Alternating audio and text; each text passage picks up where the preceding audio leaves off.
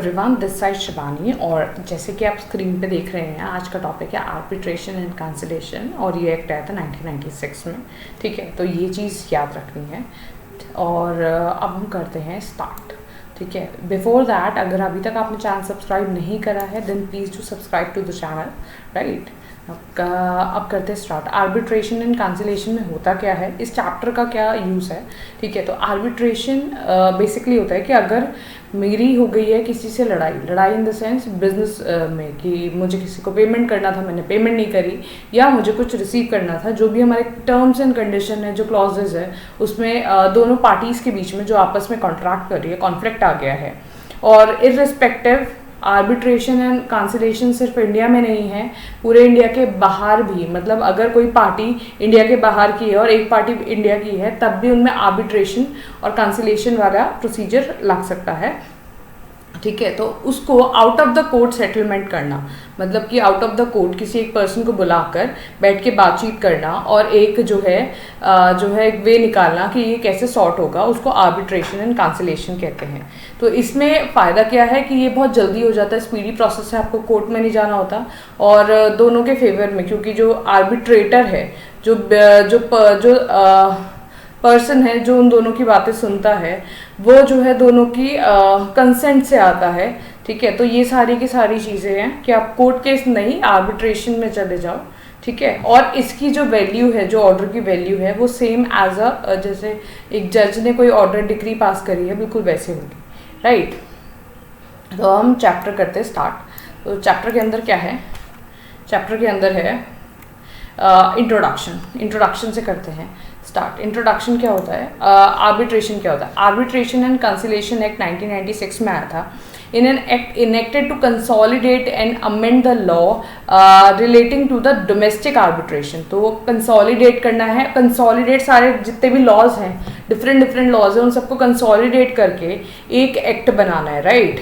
तो domestic arbitration, अगर domestic में कुछ हुआ तो इंटरनेशनल कमर्शियल आर्बिट्रेशन, जो एक पार्टी इंडिया के बाहर की होगी, and enforcement of foreign arbitral awards का मतलब क्या है कि किसको कितने पैसे देने, जो सेटलमेंट होता है वो वाला।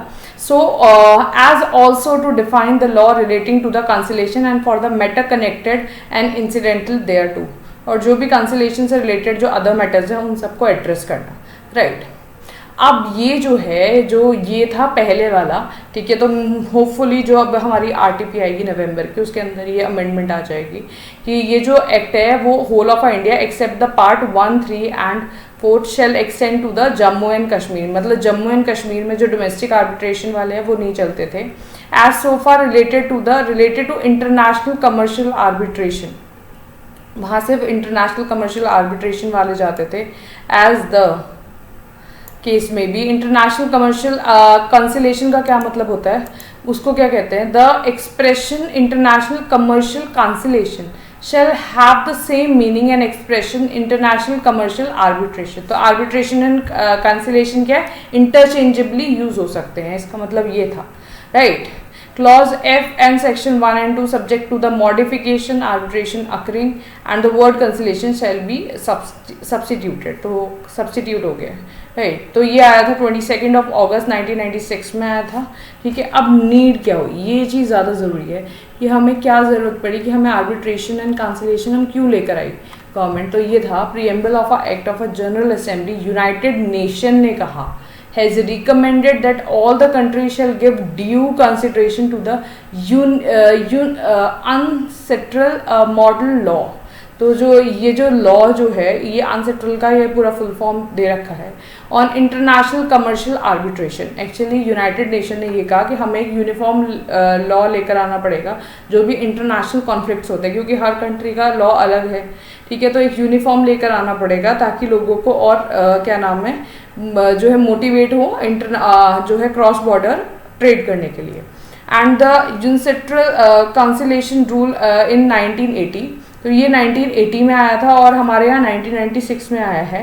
with the view of the desirable uniformity of the law of arbitral procedures and the respect needed of international commercial arbitral practice। वही कि जो इंटरनेशनल जो प्रैक्टिसेस हैं वो यूनिफॉर्म हो। The General Assembly of United Nations has recommended the use of the said rules in case where dispute arises in the context of international commercial relation and the party seeks an amicable, तो appropriate settlement हो जाए of that dispute by recourse of conciliation. ठीक है, तो parties को जो है एक appropriate जो है conciliation and unified legal framework for the fair and efficient settlement of a dispute arising in international commercial relationship.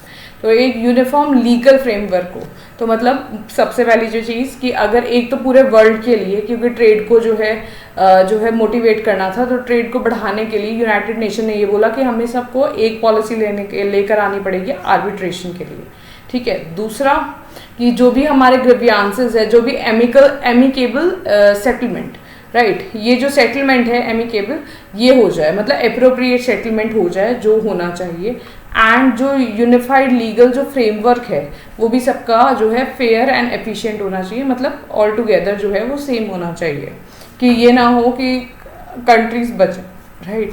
Importance of legislation, importance क्या है. The supreme court of India has a landmark decision.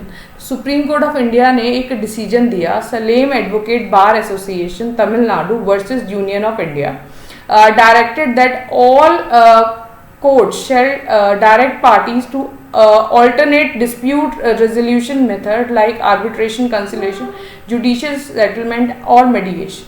इसका मतलब क्या है, supreme court ने ये कहा है कि हमें alternate dispute resolution method use करने चाहिए जहाँ हो सके, मतलब कोर्ट में केसेस कम से कम आए और जल्दी जल्दी केसेस जितने हैं वो निमट जाए.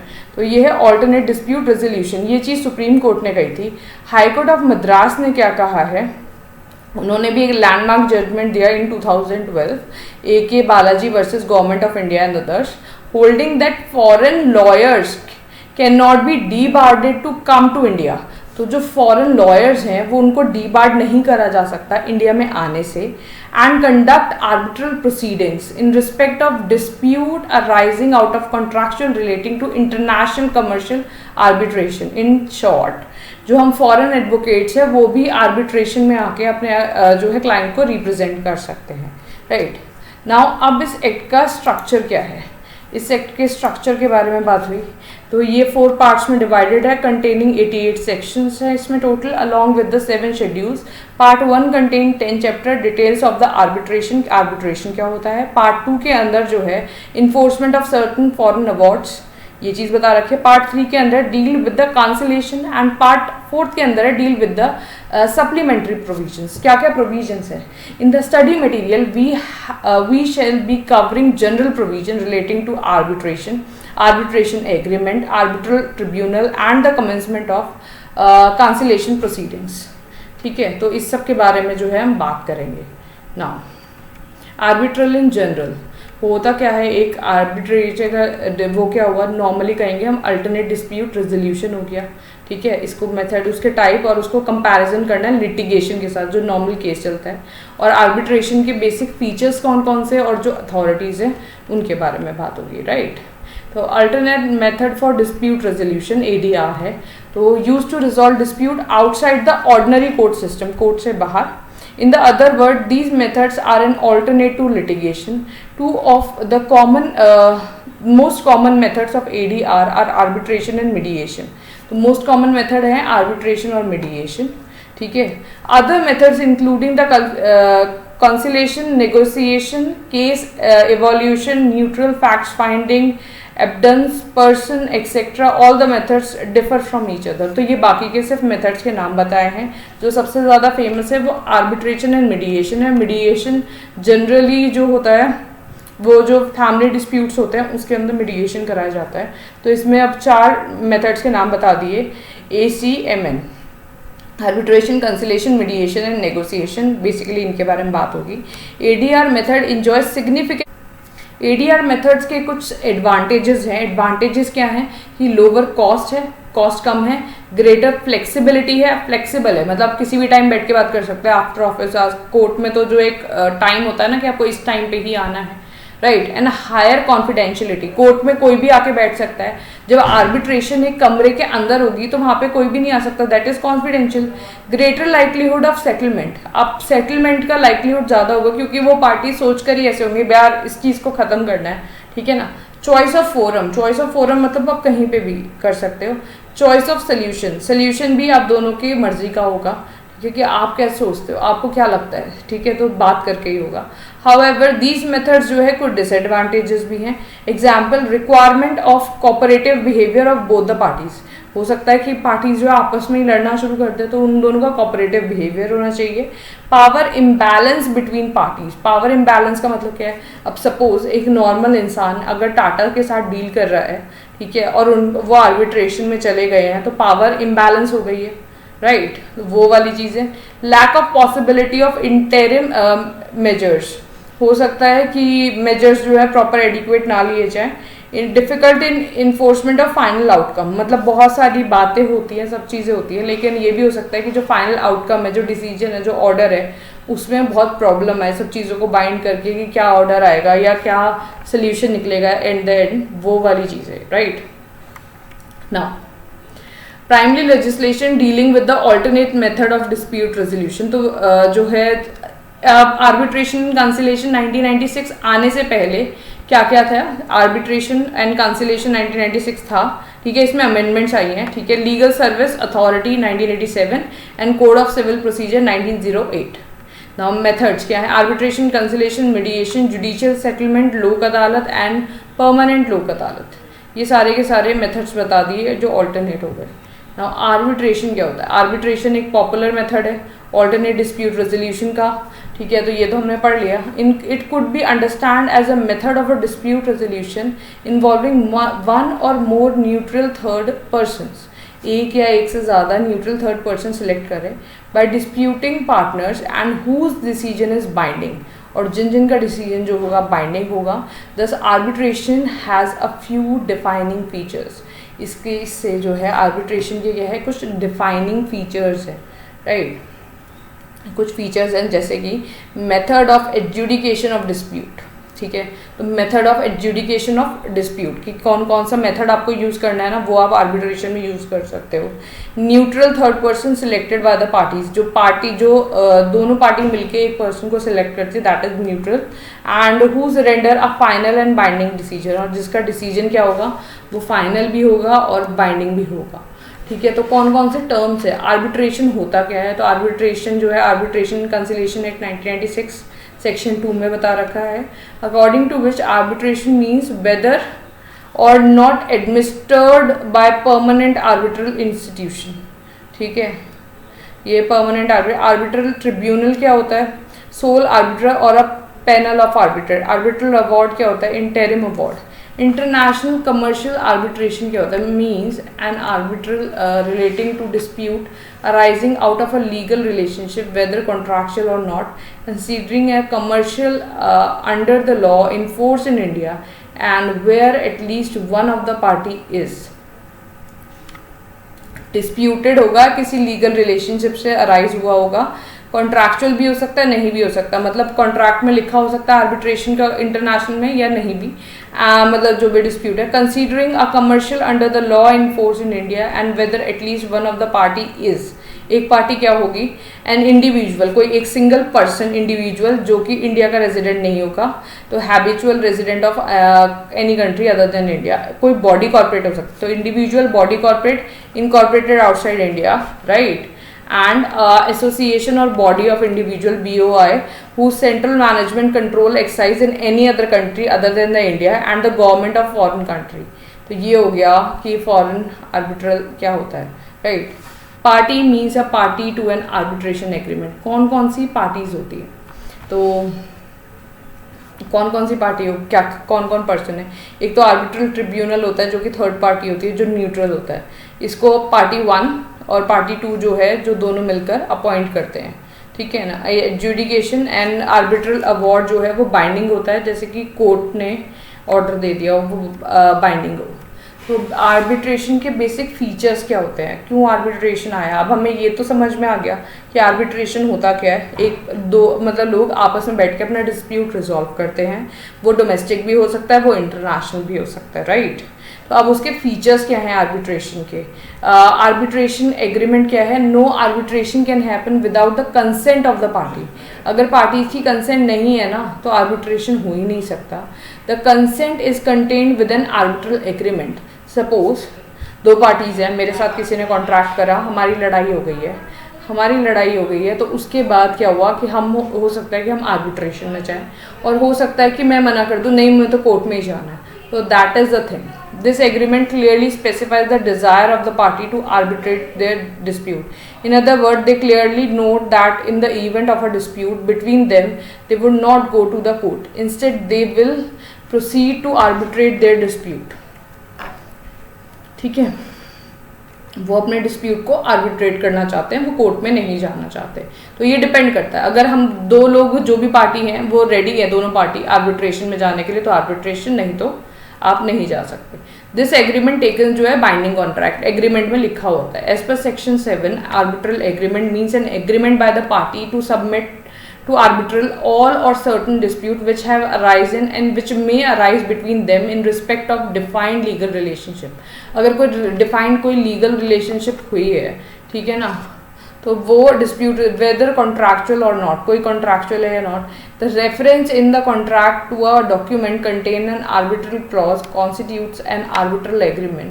If the contract is in writing and the reference is such as to make that arbitral clause part of the contract, ठीक है, तो कॉन्ट्रैक्ट क्या होना चाहिए? राइटिंग में होना चाहिए, और उस आर्बिट्रेशन को क्या बना दो? Part of the contract. Now arbitration क्या होता है? Also known as the arbitral tribunal is similar to a जज of the court.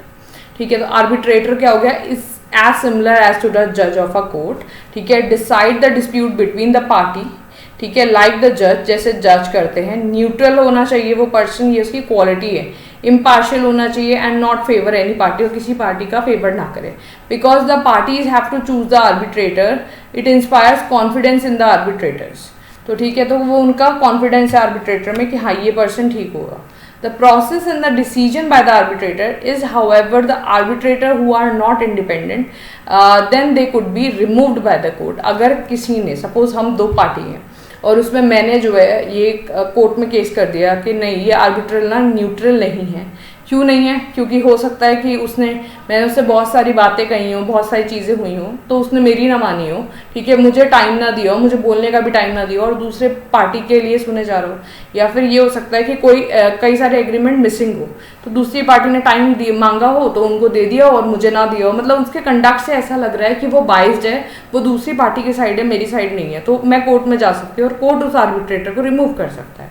Now seat of arbitrator, arbitrator की सीट क्या है? Means the legal system which would supervise arbit to ensure that mandatory legal requirements are complied with the court of the seats, the court of the seat who would provide assistance through supportive measure. For example, if India is a seat, then seat मतलब कि अगर आप क्या नाम है, दो states के बीच में बात है तो कौन से स्टेट के आर्बिट्रेटर के पास जाओगे? ठीक है, दो कंट्रीज के बीच में बात है तो कौन से कंट्री के? तो दैट इज अ सीट। अगर इंडिया कोई सीट है then Indian law would apply and Indian contract would have the authority to provide supportive assistance such as the issuance of interim measures etc. तो अगर दो, एक foreign और एक Indian party है और वहाँ पे इंडियन सीट के बारे में बात हुई है तो एज पर इंडियन लॉ ही ये सारी चीज़ें देखी जाएंगी। It would also be the court which would hear the challenge against the arbitral award, और ये जो है कोर्ट को भी इन्वॉल्व करा जा सकता है, right. Party autonomy and procedure. So arbitration also give the parties the choice of or application law, especially if the arbitration is an international commercial arbitration. अगर मैं बाहर के किसी फॉरेनर पर्सन के साथ कर रही हूँ, ठीक है, कोई भी आर्बिट्रेट, तो वो मुझे टाइप ऑफ लॉ, मतलब कौन सी चॉइस ऑफ एप्लीकेबल लॉ, इसका एक मतलब राइट मिल गया कि मुझे इंडिया की लॉ यूज़ करनी है या जापान की लॉ यूज़ करनी है। ठीक है, additional there is enormous flexibility to choose the type or kind of procedures that the parties want to adopt for the arbitration. किस टाइप के प्रोसीजर्स यूज करने हैं आर्बिट्रेशन के लिए, इस चीज़ के लिए भी। These rules will deal with many things including what kind of hearing would be there, for instance oral or written, कि आपको राइटिंग में लेनी है चीज़ें या ओरल में लेनी है, वो सारी चीज़ें। फाइनैलिटी ऑफ आउटकम, जो आउटकम आए, usually there is no appeal against the arbitral award, तो ये चीज़ ध्यान रखनी है, आर्बिट्रल अवार्ड के अगेंस्ट कोई अपील नहीं हो सकती unless the award can only be set aside मतलब एक साइड रख देंगे on very few ground such as invalid arbitral agreement ही गलत था, पार्टीज इनकैपेसिटी, पार्टीज जैसे कि इंसॉल्वेंट हो गई, अनसाउंड माइंड हो गई, वो इंडिपेंडेंस, आर्बिट्रेटर की independence and impartiality of the arbitrator, और वो इम्पार्शल है, and unfair procedure etcetera. Confidentiality क्या होगी, एक इंपॉर्टेंट फीचर्स होता है जब कॉन्फिडेंशियलिटी मतलब कि जो भी आर्बिट्रेटर पार्टी 1 पार्टी 2 के बीच में जो भी बात हुई वो कॉन्फिडेंशियल होगी, और कोई भी किसी को भी थर्ड पार्टी मतलब उन तीनों के अलावा किसी और को भी बाहर बात नहीं जाएगी।